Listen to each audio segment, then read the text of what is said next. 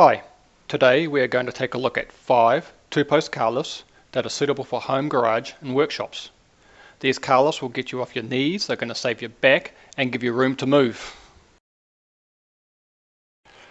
Before we dive into the first lift, there is a few things you need to check before choosing or buying a two-post car lift. Call it a pre-purchase checklist if you like. It's just a short checklist of 5 simple items. Number 1, the vehicle curb weight. This is the weight of the vehicle without passengers or cargo. This will dictate the lifting capacity of the lift you intend to buy. Number 2, height constraints. What's the ceiling height? This needs to be higher than the lift columns. Also, auto door openers. These often have to be relocated or a different style garage door fitted, like a roller door. Number 3, concrete thickness. Where do you intend to install a lift? Is the concrete up to spec? Most lifts for home garages require a minimum of 4 inches or 100 millimeters with a 3000 psi rating. If you do not know the thickness, you'll have to drill some test holes. And number 4, the installation position is the floor level. If your floor has a slope, there are shims available to level up the lift columns. Is there enough distance front and rear? For example, will you have at least 10 feet or 3 meters to the front and to the rear of the lift center? Also, will the garage door close if there is a vehicle on the hoist? And lastly, number 5, budget.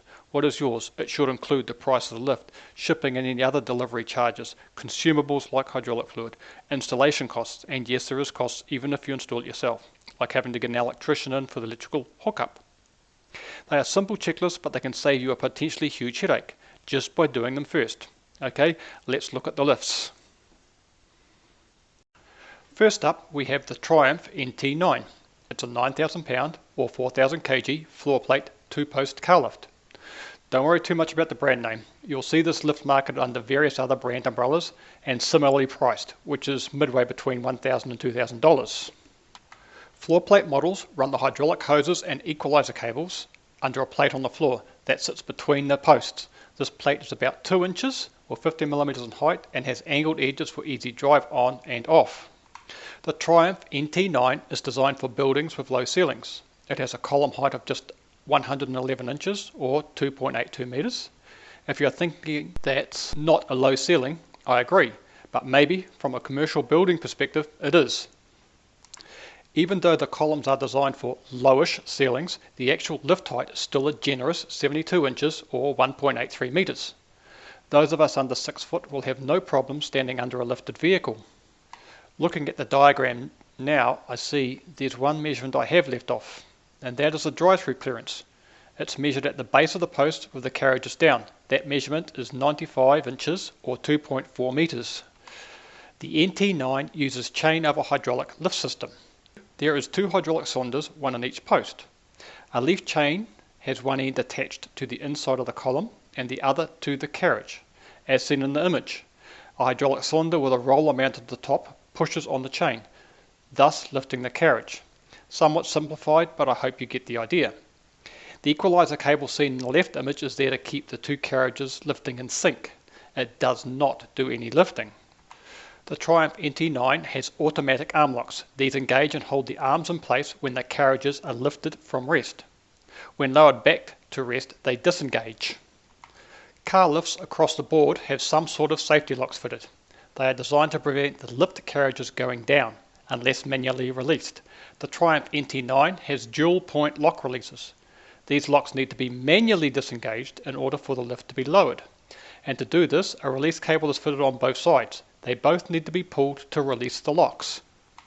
As accessories, a set of truck and van adapters come with the lift, though it is not clear on the sizes. Trucks and vans often have lift points located higher up and further under the body, requiring these adapters to position the lift pads for contact on the lift points.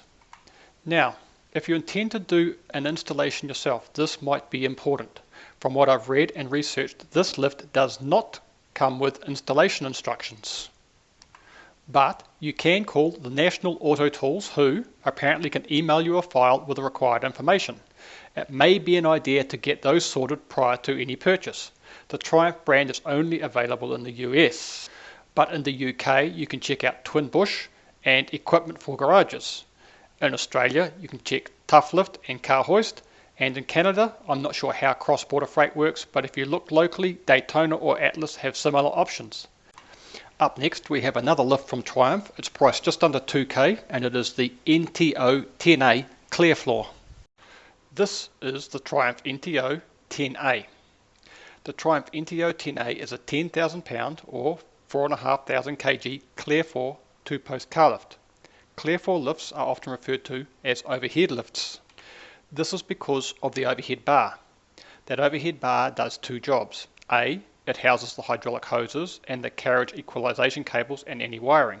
And B, it adds support to the top of the columns, giving the lift a more rigid fixture. You saw that the NT9 lift, which was previous, was suitable for low ceilings. Clear floor lifts like this NTO model require a lot more ceiling height. The height of the columns is 145 inches or 3.68 meters. Plus you need to allow about 2 inches or 50 millimeters of clearance above the lift.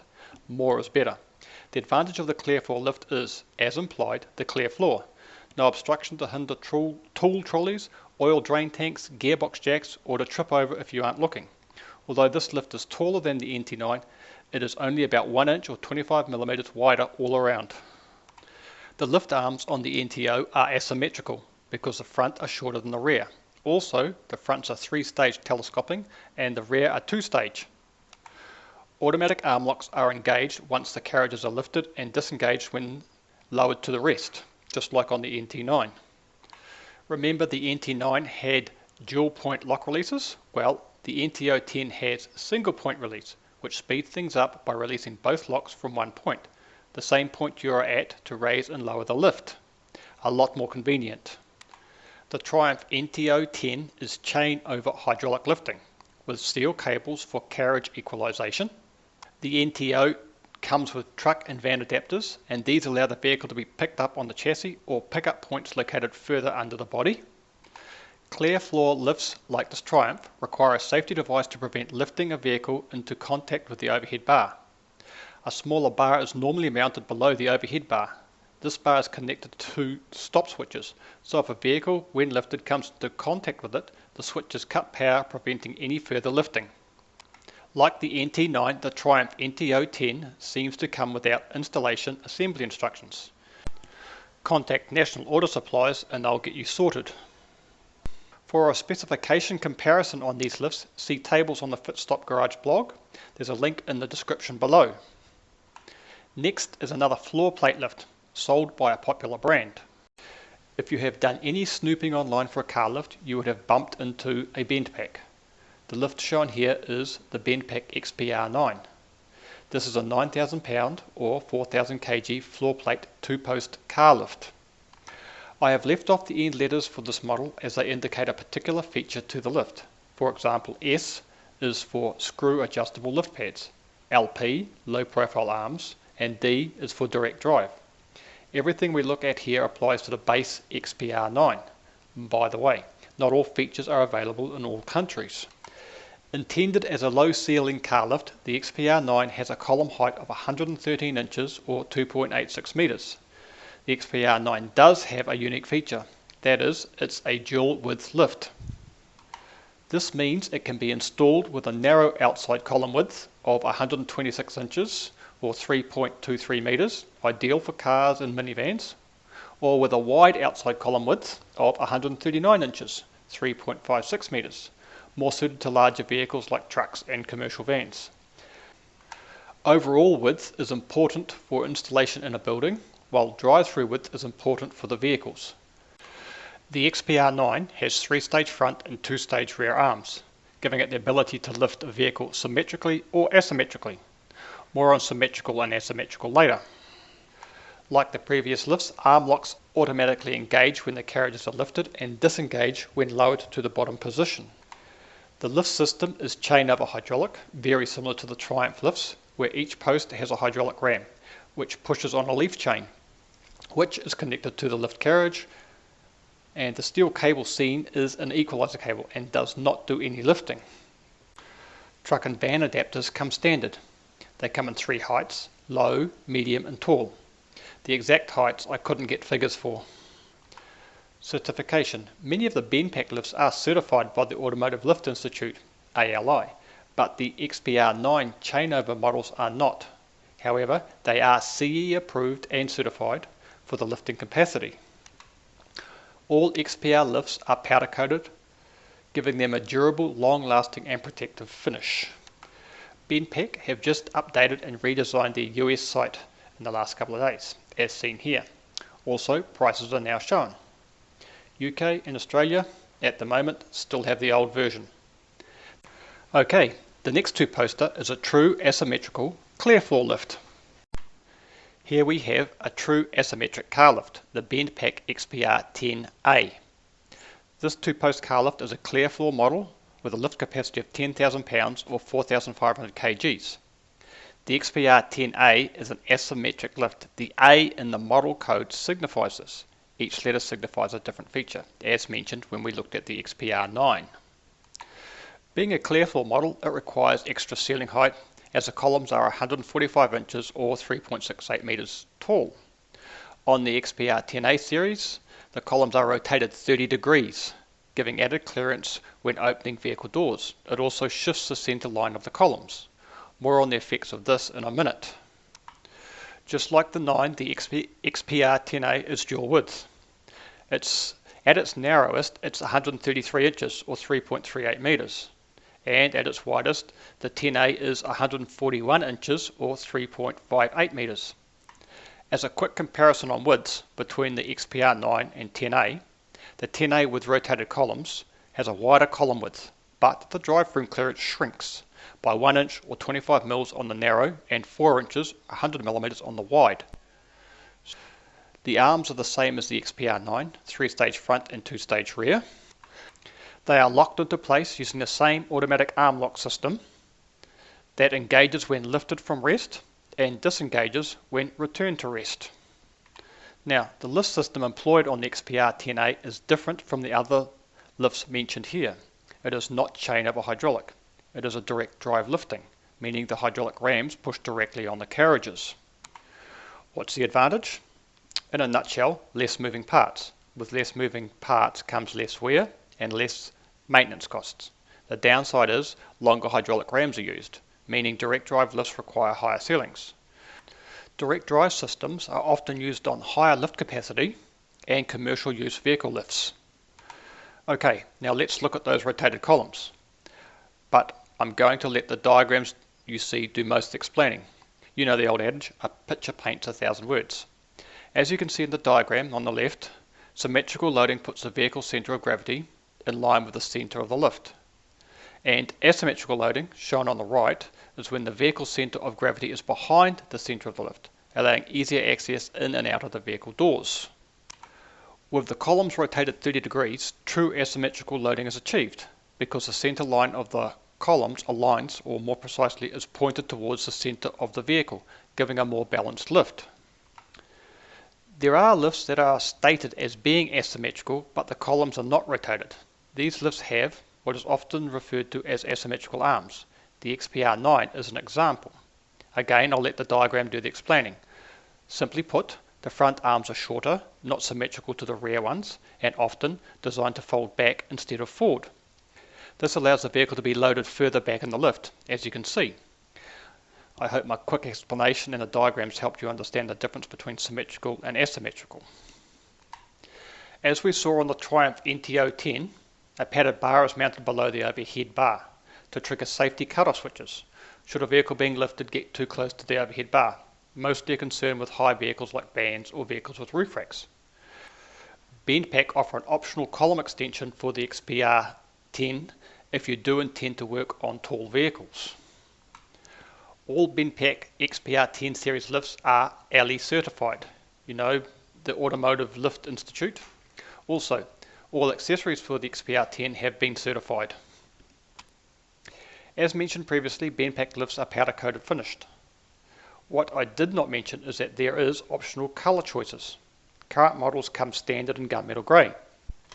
Now obviously this is at additional cost, and BendPak have the prices listed on their site.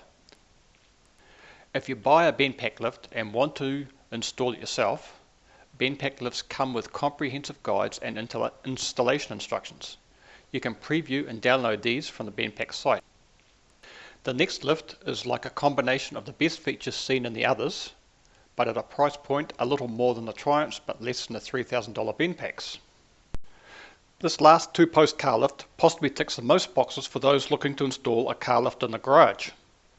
It's the Dannmar D9X. It is a 9,000 pound, 4,000 kg lift capacity. It is a floor plate model and it is a symmetrical lift. Dannmar is well known for their association with the Max Jax portable car lift, but as well known as the Max Jax is, it is not the only car lift that Dannmar put out with the home car enthusiast in mind. So, what is so special about the Dannmar D9X? A, it has a low column height feature, it's only 113 inches or 2.86 metres. B, it is extra wide, a feature not found on many floor plate or clear floor lifts under 12,000 pounds, 5,500 kgs. C, it has a wide drive-through clearance. And D, the max lift height of 76 inches or 1.93 metres without adapters, or it's 82 inches, 2 metres with adapters. Now those are just the physical lift features, but on top of that there is the Dannmar 3-year warranty, parts, labour and structure. Plus you can buy an extended plan. Then there is the comprehensive installation instructions. There's also some lifting guides as well. And of course there is the price, sitting in between the middle, between 2 and 3K. Before moving on, I just want to highlight something here because I think it's worth remembering. Here's a screenshot from the table in the blog post I did about these lifts. Notice the drive-through clearance?